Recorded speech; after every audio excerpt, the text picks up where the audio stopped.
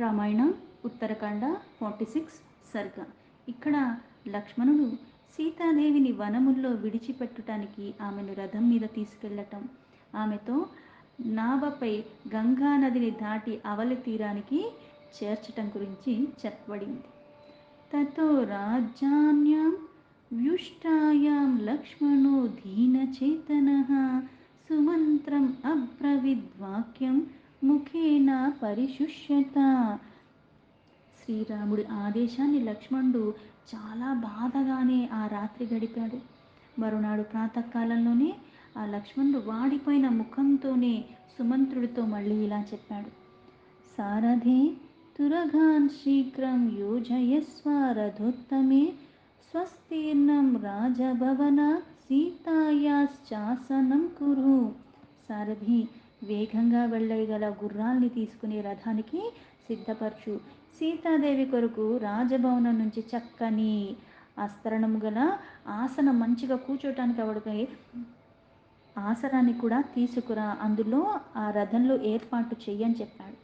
సీతాహి రాజవచన ఆశ్రమం పుణ్యకర్మణాం మయానేయ మహర్షీణాం శీఘ్రం ఆనీయతాం రథః.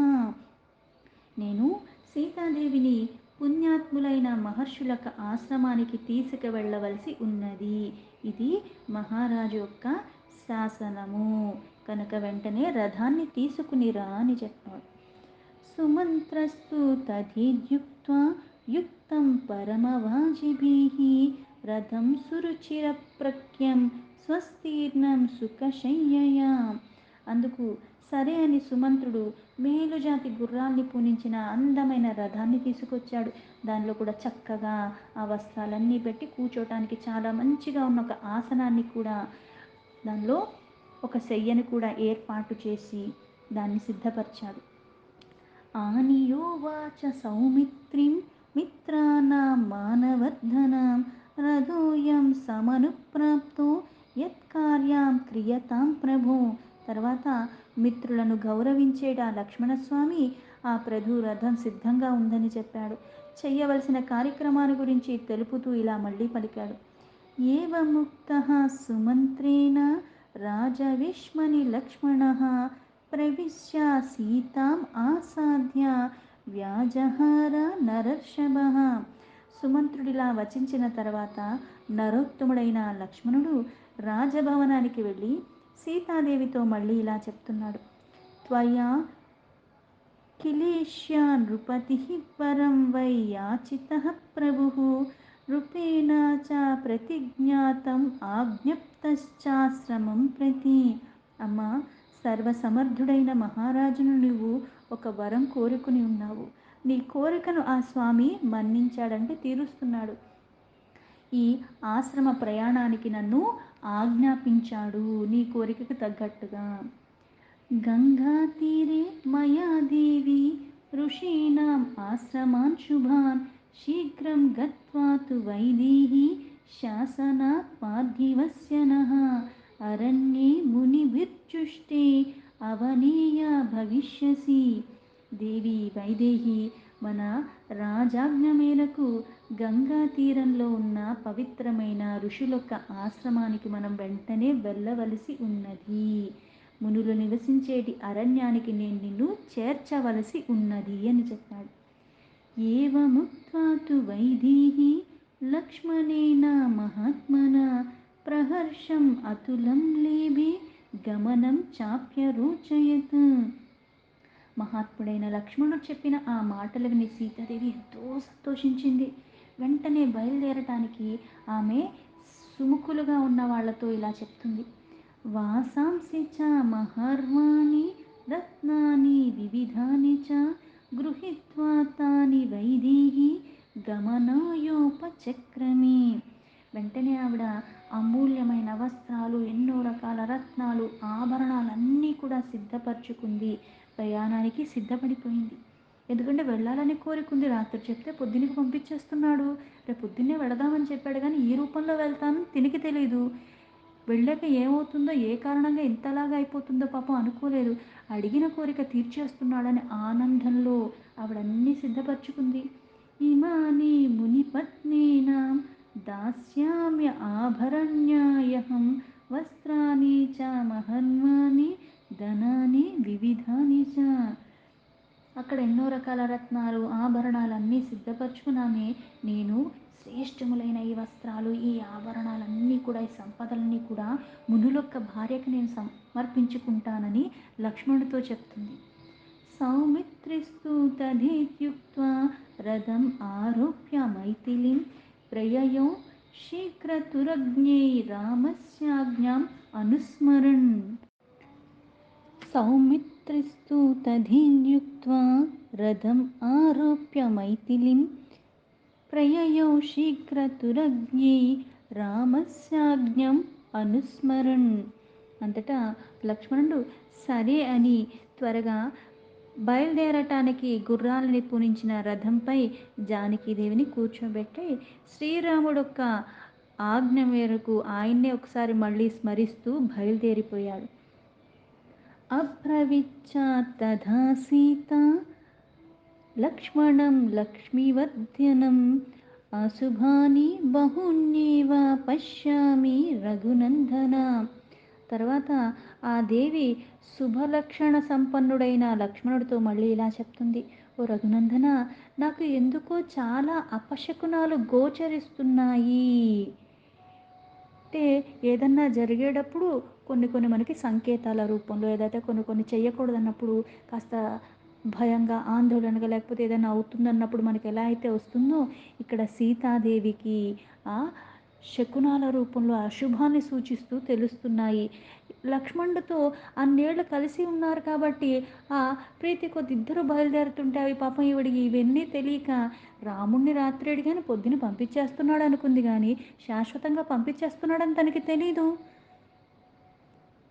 అందుకని ఈవిడ నాకెందుకో అశుభ శకునాలు కనిపిస్తున్నాయి అని చెప్తూ నయనం మే స్ఫురత్యద్య గాత్రోత్ కంపశ్చ జాయతే హృదయం చైవ సౌమిత్రే అస్తవస్తమివ లక్షయే. నా కుడికన్ను అదురుతుంది, ఆ శరీరం వణికిపోతుంది, నా హృదయంలో ఏదో భయం ఆందోళనకి గురైపోతుంది. మునీశ్వరుల యొక్క పుణ్యాశ్రమానికి దర్శించటానికి వెళ్తుంటే నా మనసు తొందరపడుతుంది. ఔత్సుక్యం పరమం చాపి అధృతిశ్చ పరమమ శూన్యమేవ చ పశ్యామి పృథివీం పృథులోచన. ధైర్యము ఇక్కడ పూర్తిగా సన్నగిల్లిపోతుంది. అంటే ఎక్కడికైతే వెళ్ళాలని అనుకున్నానో దానికి తగ్గట్టుగా రాముడు కూడా పంపిస్తున్నాడు, కానీ వెళ్ళేటప్పుడు ఎందుకు నాకు ఇవన్నీ ఇలా అనిపిస్తున్నాయి, ఆ ధైర్యం ఏమీ ఉండట్లేదు, ఏదోలాగా బాధగా ఉన్నది. ఆ విశాలనైన లక్ష్మణ, ఈ లోకమంతా కూడా నాకెందుకో శూన్యంగా కనిపిస్తున్నది, ఏదో పోయినట్టుగా, ఏదో వదిలి వెళ్ళిపోతున్నట్టుగా. అపి స్వస్తి భవితస్య భ్రాతుస్తే భ్రాతృవత్సల స్వశ్రుణాం చైవ మే వీర సర్వాసాం అవివేశతః పురే జనపదే చైవ కుశలం ప్రాణినామపి ఇత్యాంజలీకృత సీత దేవత అభ్యయాచత.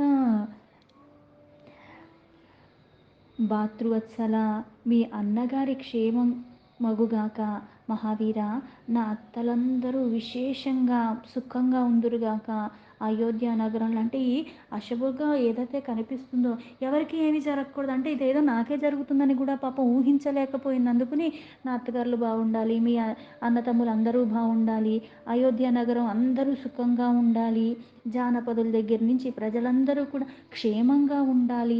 ఇలా మాట్లాడుతూనే ఆ సాధ్వి అందరి క్షేమాన్ని కోరుకుంటూ అలా దేవతల్ని ప్రార్థిస్తూనే ఉంది. అంటే కొంచెం ఏదన్నా మనకి అలజడిగా అనిపించినట్టుగా ఎవరికి ఆపద వస్తుందో అనుకుంటాం, కానీ అది నాకే వస్తుందని ఎందుకు అనుకుంటాను? పైగా నాకే వచ్చినా సరే వీళ్ళందరూ బాగుంటే నేను బాగుంటానని అనుకుంటాం. అందుకని వాళ్ళందరూ క్షేమంగా ఉండాలని ప్రార్థిస్తుంది. లక్ష్మణుడికి తీసుకెళ్తున్నాడు కానీ అడ్డు చెప్పొద్దని కానీ దాని గురించి చర్చిద్దని చెప్పాడు. సీతాదేవి ఇంతలా మాట్లాడుతుంటే చెప్పలేక ఊరుకోలేక దానికి సమాధాన పరచలేక ఆ లోపల ఎంత బాధాకరంగా ఉందో లక్ష్మణుడికి. లక్ష్మణోర్థం తు తం శ్రుత్వా శిరసా నంద్య మైథిలీం శివమిత్యాబ్రవిదృష్టో హృదయేన విశుష్యత. లక్ష్మణుడు సీతాదేవి మాటలు విన్న తర్వాత ఆ దేవికి మళ్ళీ శిరస్సు ఉంచి నమస్కరిస్తూ అతడు తన హృదయంలో వెగులుతున్న ఆ పరితాపాన్ని అణుచుకుంటూ పైకి మాత్రం ప్రసన్నతగానే ఆవిడ చెప్పేవన్నీ నవ్వుతున్నట్టుగా వింటున్నట్టుగా అమ్మ అందరికీ శుభాలే అవుతాయి అని చెబుతున్నాడు.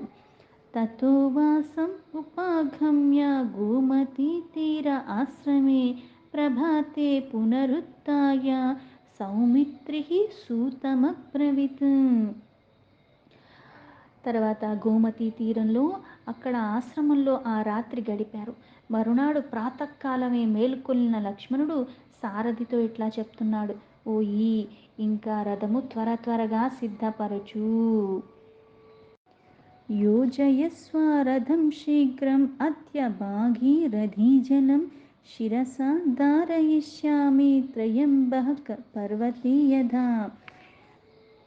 కైలాస పర్వతంలో శివుడు గంగను ధరించినట్లుగా నేను గంగా జలాన్ని శిరస్సున వేసుకుంటాను, ఆ శిరస్సు మీద చల్లుకుంటాను ఆ జలములతో ఇలా అని. సో అశ్వారథజ్వాదా చతురో రథే యుక్త్వా మనోజవాన్ ఆరోహస్త్వేతి వైదేహీం సూతః ప్రాంజలిర్బ్రవీత్. సారథ్యంలో సమర్థుడైన సూతుడు మనోవేగంతో సాగిపోగల గుర్రాలతో తాళ్లతో మళ్ళీ ఆ రథానికి పూంచాడు. ఎందుకంటే రాత్రి అక్కడ విశ్రాంతి తీసుకుని మళ్ళీ బయలుదేరిపోతున్నారు. దాని మీద సీతాదేవి అందుంచి మళ్ళీ నమస్కరించి ఆమెతో అమ్మ రథం ఎక్కండి అని చెప్పాడు. సాతు సూతస్య వచనాత్ ఆరురోహ రథోత్తమం సీతా సౌమిత్రిణా సార్ధం సుమంత్రేణ చ ధీమత. తర్వాత ఆ సూతుని ప్రార్థన మేరకు ఆ సాధ్వీమణి అయిన సీతాదేవి అలాగే ధీమంతులైన సుమంతుడు లక్ష్మణుడు కూడా తనకు తోడ్పడుతుండగా ఆ రథాన్ని అధిరోహించింది.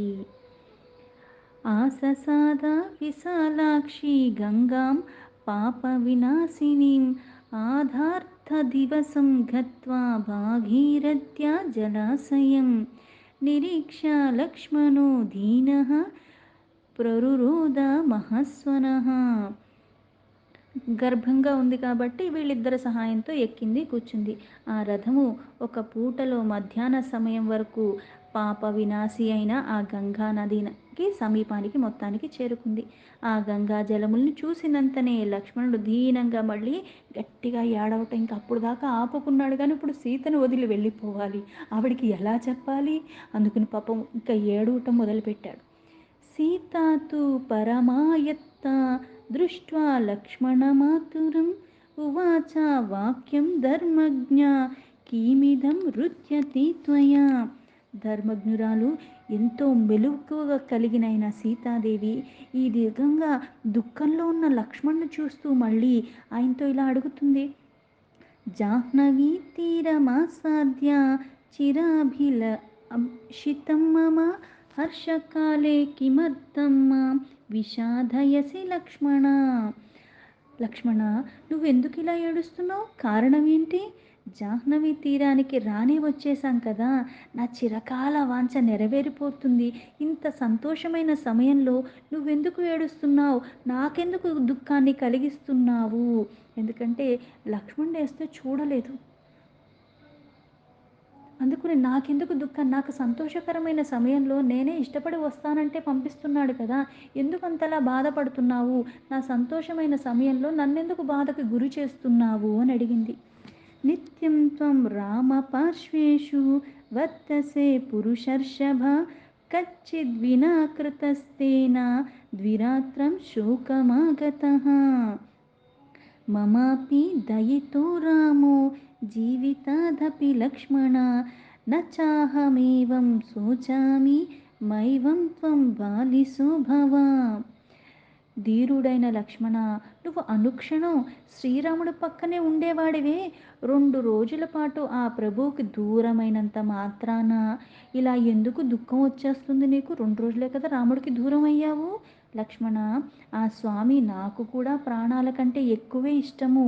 అయినా నేను నీలాగా దుఃఖానికి లోనవ్వట్లేదే. నువ్వు ఇలా చిన్నపిల్లాడిలాగా దుఃఖానికి లోనవటం ఏమాత్రం తగదు. తారయస్వ చ మాం గంగాం దర్శయస్వ చ తాపసాన్ తతో మునిభ్యో దాస్యామి వాసాంస్య ఆభరణాని చ. కనుక నన్ను గంగా నది దాటించి తాపసులొక్క దర్శనాన్ని కూడా కలిగించి ఇక్కడి దాకా వచ్చాం కదా, బాధ పక్కకు పెట్టి అక్కడ నదిని కూడా దాటించి వాళ్ళ దర్శనాన్ని నాకు కలిగించు. అంతటా నేను ఆ మునీశ్వరులకి వాళ్ళ భార్యలకి కూడా వస్త్రాలు ఆభరణాలు ఇవన్నీ కూడా సమర్పించుకుంటాను అంది. తతః కృత్వా మహర్షీణాం యథావదభివాదనం తత్ర చైకాం నిశాముష్య యాస్యామస్తాం పురిం పునః. వెంటనే మహర్షులకు విధి విధానంగా వాళ్ళ పాదాలకి వందనాలు చేయటం, ఒక రాత్రి అక్కడ గడపటం, తిరిగి అయోధ్య నగరానికి వెళ్ళిపోదాం. ఎందుకంత బాధపడుతున్నావు? ఒక్కరోజే కదా అక్కడ గడిపేది, తర్వాత మళ్ళీ మనం అక్కడికి వెళ్ళిపోతాము.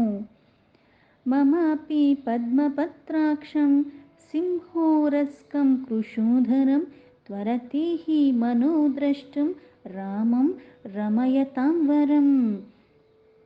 శ్రీరామచంద్ర ప్రభు తామర రేకులు వంటి కన్నులు కలిగినవాడు, సింహం లాంటి విశాలమైన వక్షస్థలం కలిగినవాడు, సన్నని నడుము కలిగినవాడు, ఎప్పుడు అందరికీ ఆనందింపచేయటంలో కూడా మేటైన వాడు, అంటే ఎవరికి బాధ కలిగించడు. తస్యాస్తద్వచనం శ్రుత్వా ప్రమృజ్య నయనీ శుభే నావికాన్ ఆహ్వయామాస లక్ష్మణః పరవీరః. అలాంటి ఆ ప్రభువుని చూడాలని నాకు కూడా తహతహలాడుతుంది. కాకపోతే ఇక్కడికి వచ్చాం కదా, ఇక్కడికి రావటానికి కారణం ఏంటి? ఈ సమయంలో వాళ్ళకి ఇవ్వాలండి, ఈ ప్రదేశంలో ఒకరోజు గడిపి వెళ్ళిపోదాం. ఒక్కరోజే కదా, 2 రోజులైంది, ఇంకొక రోజు ఎందుకు అంత బాధపడుతున్నావు? నాకు కూడా రాముణ్ణి చూడాలనే ఉంది. అంతటా శత్రు సంహార దక్షుడైన లక్ష్మణస్వామి ఆవిడ చెప్పిన మాటలన్నీ విని తస్యా తద్వచనం శ్రుత్వా ప్రముజ్య నయనీ శుభే నావికాన్ ఆహ్వాయమాస లక్ష్మణః పరవీరః. ఆ నది దాటడానికి కావాల్సిన ఆ నావికులను అందరినీ పిలిపించాడు. ఇయం చ సజ్జా నోక్షేతి దాసాః ప్రాంజలయో బ్రువన్ తితిరుషర్లక్ష్మణో గంగాం శుభాం నావం ఉపారుహాత్ గంగాం సంతారయామాస లక్ష్మణస్తాం సమాహితః. అందమైన తన కనుల నుంచి స్రవిస్తున్న ఆ నీటిని తుడుచుకుంటూ లక్ష్మణుడు ఆ నావికుల్ని పడవ నడిపే వాళ్ళని పిలిపించి పడవని సిద్ధ చేసి వాళ్ళని ఆజ్ఞాపించి, వెంటనే ప్రభు ఇదిగో పడవ నడిపే వాళ్ళని పిలిపించి ఆ పడవను సిద్ధపరిచాడు. ఆ సిద్ధపరిచి ఆజ్ఞాపించిన తర్వాత వాళ్ళు కూడా వచ్చి ప్రభు ఇదిగో నావ సిద్ధంగా ఉంది అని చెప్పారు. అది చెప్పిన తర్వాత చేతులు జోడించి వాళ్ళు అక్కడ నించున్నారు. వెంటనే గంగా నదిని దాటడం కోసం లక్ష్మణుడు సీతాదేవితో సహా నావను ఎక్కి ఆ నావపై వారు సావధానంగా గంగా నది అవతల తీరానికి మొత్తానికి చేరుకున్నారు. దీంతో వాల్మీకి మహర్షి విరచితమైన ఆదికావ్యమైన శ్రీమద్ రామాయణంలో ఉత్తరకాండలో 46 సర్గా సంపూర్ణం.